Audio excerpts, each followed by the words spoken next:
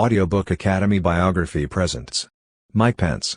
Mike Pence, a former congressman and governor of Indiana, was elected as Donald Trump's running mate in the 2016 presidential election. In the 1990s, U.S. Vice President Mike Pence hosted a number of conservative talk shows on radio and television. Two unsuccessful runs for the House of Representatives later, he was elected to the influential position of Republican Conference Chairman before being elected as the state's 42nd governor of Indiana, in 2012. Vice President Mike Pence was Donald Trump's running mate in the 2016 election, but their four-year term ended with a defeat to the Joe Biden-Kamala Harris combination in the 2018 election. Early years, family, and school. Pence, Michael Richard was born on the 7th of June to a middle-class Indiana family in Columbus. Nancy and Edward Pence, a U.S. Army veteran and gas station owner, were the parents of 6 children, and Pence was politically influenced by his family's Irish Catholic leanings. At Columbus North High School, he volunteered for the Bartholomew County Democratic Party and grew up admiring former President John F. Kennedy.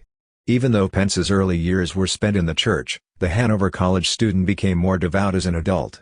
In 1980, he voted for Jimmy Carter, but Ronald Reagan and the Republican Party encouraged him.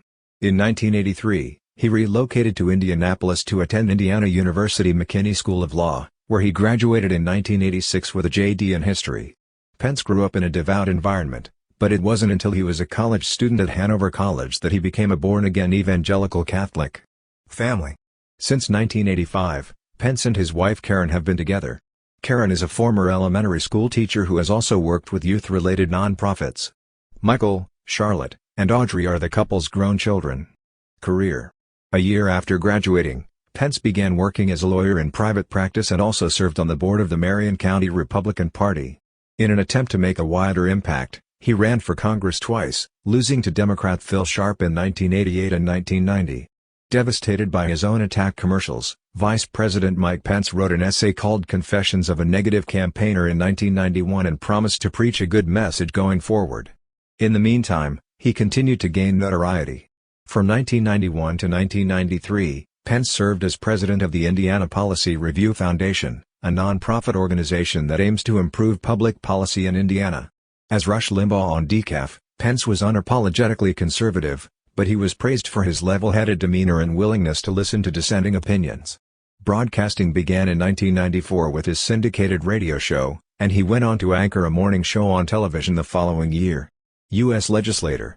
When Pence ran for Congress in 2001, he resurrected his political career, quickly showing his willingness to defy party boundaries with his self-description of himself as a Christian, conservative, and Republican. In that order, No Child Left Behind and the Medicare prescription drug expansion were two policies he opposed during the presidency of George W. Bush.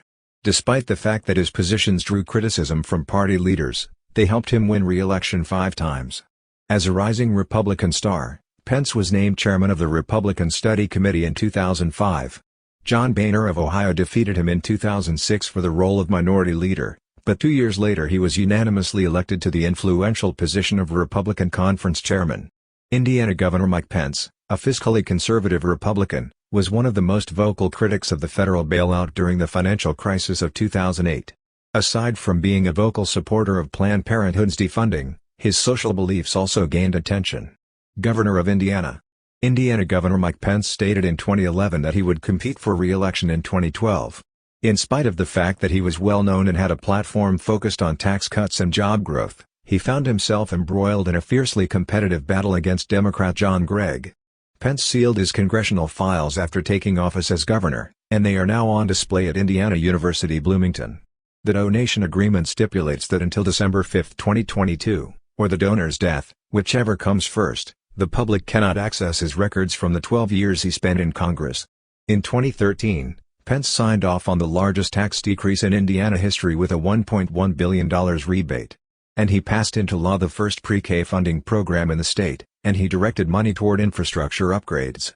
He also, despite the state's AAA credit rating and a $2 billion surplus, critics pointed out that Indiana's wages were below the national average. After signing the Religious Freedom Restoration Act in March 2015, Vice President Pence found himself in the national limelight and on uncertain ground.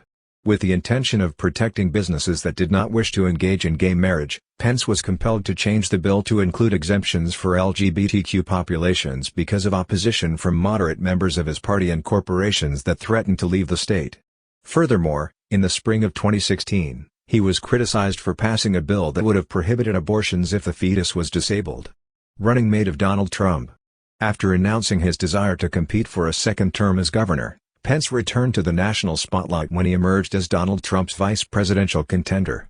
But even if he had differed with the New York businessman on some issues, Pence was seen by conservatives as an ideal running mate because of his connections with congressional leaders and his wide popularity. Before the primaries, Vice President Pence supported Ted Cruz, the Republican presidential contender.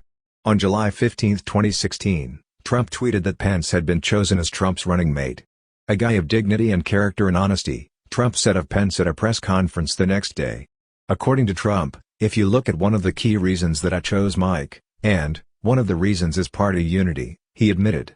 "In the past, party unity has been uttered by many. Due to my status as an outsider, there is nothing worse than being a stranger in a strange land." During the Republican National Convention in Cleveland, Ohio, on July 20, 2016, Pence received the candidacy of his party as vice president. His speech came after that of Cruz, who was booed off the stage for not endorsing Donald Trump. When asked about Trump's larger-than-life image, Pence said, "You know, he's a man recognized for a colorful manner and plenty of charisma. As a result, I'm guessing he was just trying to level the playing field. Donald Trump has grasped the concept. He is the real deal. While most games are designated for talkers, he is a doer." Vice President Joe Biden went on to say more. "He doesn't flinch from the 1,000 new laws of political correctness when he speaks. He's a standalone character, unmistakably American. There is no better place for an outspoken individualist like him to gain a following than in America." Historic presidential race. Pence was elected Vice President of the United States on November 8, 2016, when Donald Trump defeated Hillary Clinton in the presidential race. Among blue-collar and working-class Americans, the surprise Trump-Pence triumph was seen as a resounding rejection of conventional politics. Pence spoke at Trump's victory party at the Hilton Hotel in New York City in the early hours of the morning after the contest had been decided in Trump's favor.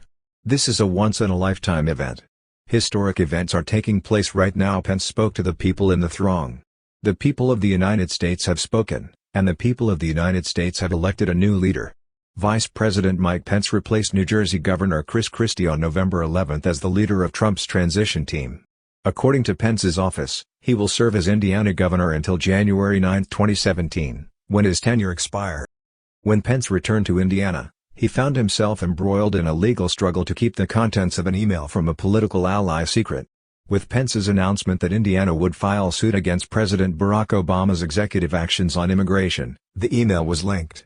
As part of an appeal of an earlier court judgment in which the Indiana Supreme Court found that it was not up to the court to decide whether to reveal the emails, Bill Groth, a Democratic lawyer, requested that the contents of an attachment to the email be made public.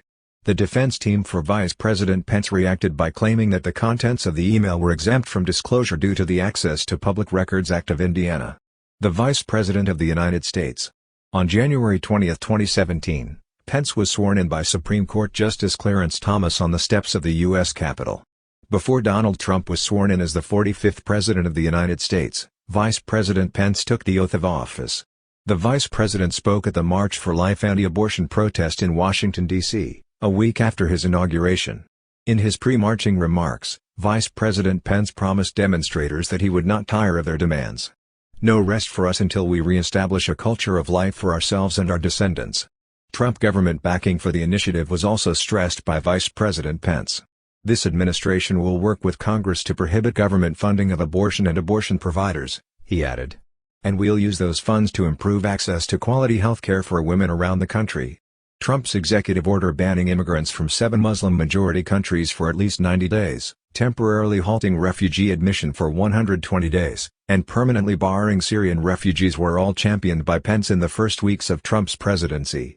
"We are going to win the arguments because we're going to take the things necessary to safeguard the country, which the President of the United States has the ability to do," VP Joe Biden said in an interview with Fox News Sunday. In addition, Trump appointed Pence to head a committee tasked with looking into allegations of voter fraud during the 2016 election. He claimed that 3 to 5 million people voted illegally in the election, despite the fact that he won the Electoral College but lost the popular vote by roughly 3 million votes to Clinton. Politicians on both sides of the aisle, including Paul Ryan, denied the assertion. "I haven't seen any data to support it," Ryan said.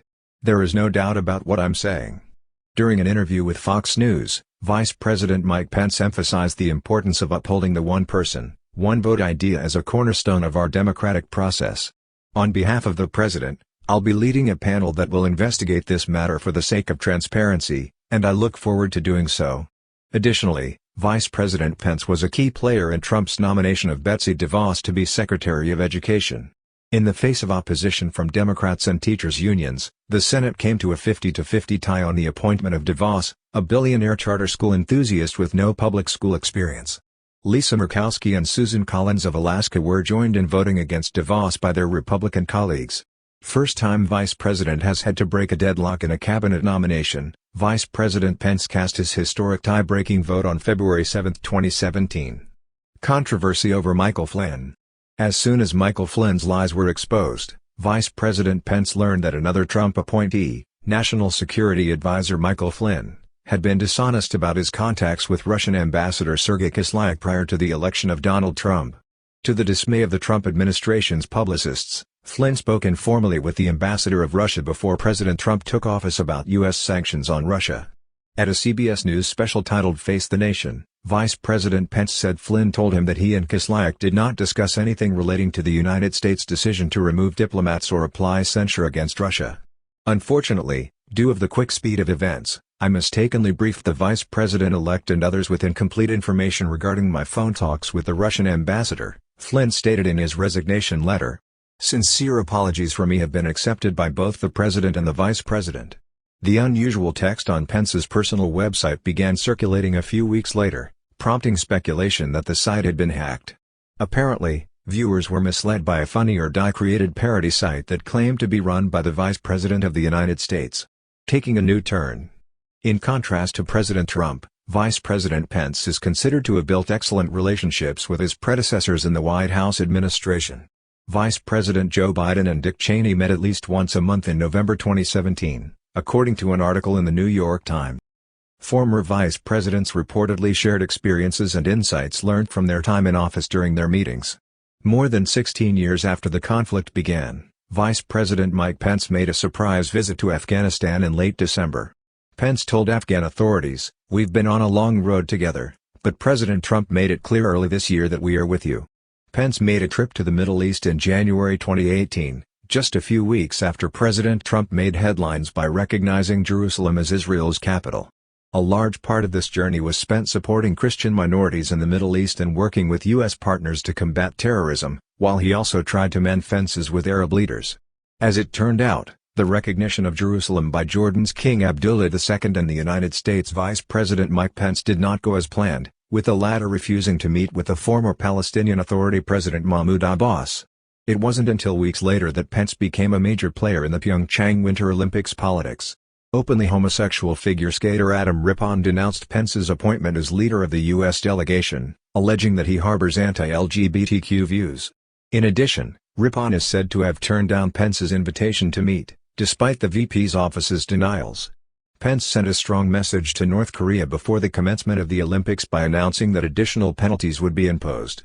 At the close of the Olympics, The Washington Post reported about an upcoming meeting between Vice President Pence and a high-level delegation from North Korea, which was canceled at the last minute. According to the White House, there would be no talks until North Korea decided to renounce its nuclear program. This contrasts with the attempted meeting. The vice president's remarks at a Susan B. Anthony List and Life Institute luncheon in late February sparked more uproar when he returned to the United States. "I just know in my heart that this generation will be the one that restores life in America," he stated, adding, "If we all do our part, we can once again restore the sanctity of life to the core of American law in our time." Space Force. In an August 2018 speech at the Pentagon, Vice President Pence detailed the administration's plans to create the Space Force, a new branch of the United States military. Declaring, "We must have American dominance in space, and so we will," he stated that President Trump would request $8 billion over the next 5 years to assist military operations in that sector. In order to get the ball rolling, the Department of Defense identified a number of actions that may be taken in the meantime, including establishing civilian oversight of the Space Force and establishing a United States Space Command. As an answer, detractors pointed out that the plan would be overly burdensome, overly costly, and prone to bureaucratic errors.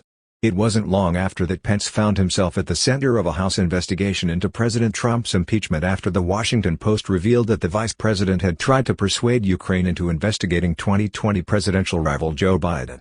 While in Ankara, Turkey, Vice President Pence and Secretary of State Mike Pompeo negotiated a deal to allow Kurdish forces to safely exit a territory in northeastern Syria under fire from a Turkish military operation.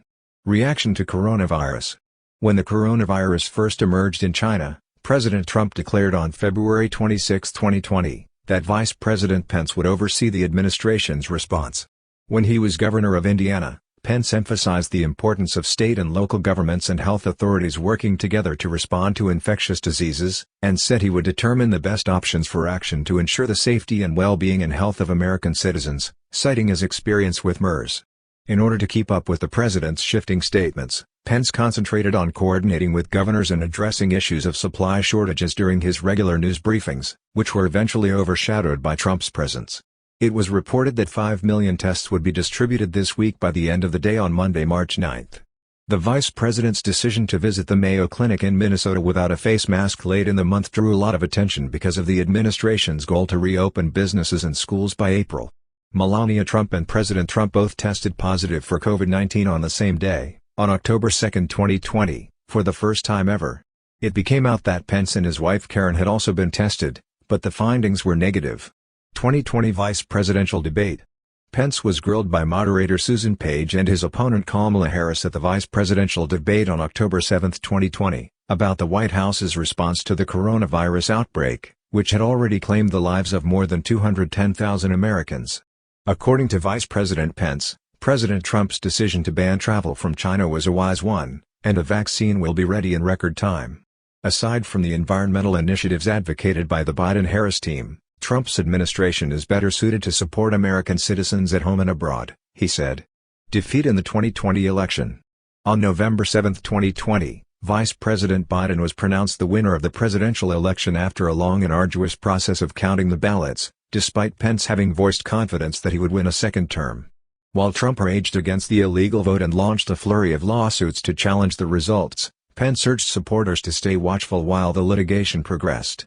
Biden's victory over Trump in the 2020 presidential election was officially declared on December 14, 2020, after all 538 members of the Electoral College cast their ballots. Trump won 232 votes to Biden's 306 votes.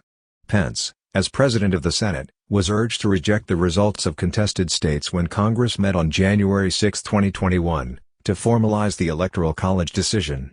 On the other hand, Pence publicly renounced Trump just before the congressional meeting began by issuing a letter that read, "It is my considered judgment that my oath to support and defend the Constitution constrains me from claiming unilateral authority to determine what electoral votes should and should not be counted." Afterward, President Trump held a rally in which he criticized Pence and the weak Republicans who refused to join his cause, and Pence was among the lawmakers who were escorted out of the Capitol when an unruly mob broke in and clashed with police, leading to 4 deaths and the declaration of a public emergency by Washington, D.C. Mayor Muriel Bowser. Just after 3:40 a.m. on January 7, the vice president said, "To those who wreaked mayhem in our capital today, you did not win." He then officially declared Biden the winner. Thank you for listening in Audiobook Academy. Don't forget to subscribe and smash that like button for more content like this. See you in next video.